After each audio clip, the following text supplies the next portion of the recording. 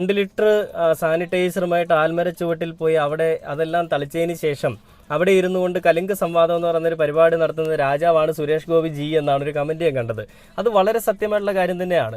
പലരും മുന്നിലേക്ക് ചെല്ലുമ്പോൾ സുരേഷ് ഗോപി എന്ന് പറയുന്ന മനുഷ്യനെ കാണുമ്പോൾ അയാളുടെ ഭാഗത്ത് നിന്ന് എന്തെങ്കിലും പിന്തുണ കിട്ടുമെന്ന് വിചാരിച്ചുകൊണ്ട് ആ ഒരു മണ്ടൻ ചിന്താഗതി കൊണ്ട് അടുത്തേക്ക് ചെല്ലുമ്പോൾ ആട്ടിത്തുപ്പി ഓടിക്കുകയാണ് സുരേഷ് ഗോപി. എന്തുകൊണ്ടാണ്?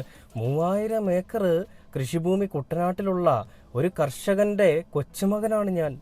ആ ഒരു ചിന്താഗതി അണ്ണൻ്റെ മനസ്സിലുള്ളതുകൊണ്ടാണ് അണ്ണൻ ഈ പറയുന്ന പാവങ്ങളെ കാണുമ്പോൾ അടിച്ചോടിക്കുന്നത്.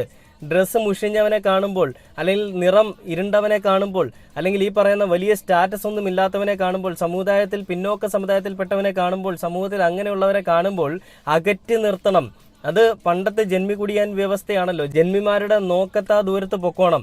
അതായത് ജന്മിമാരുടെ കണ്ണിൽ കാണാൻ പാടില്ല. അങ്ങനെ എവിടെയെങ്കിലും ഓടി മറിഞ്ഞോണം. ഒരേ വഴിയിലാണ് വരുന്നതെങ്കിലും എവിടെയെങ്കിലും ഒളിച്ചിരുന്നോണം. കണ്ടു കഴിഞ്ഞാൽ കൊന്നു കളയുക, അല്ലെ ചാട്ടവാറിനടിക്കുക. ഇതൊക്കെയാണ് അവരുടെ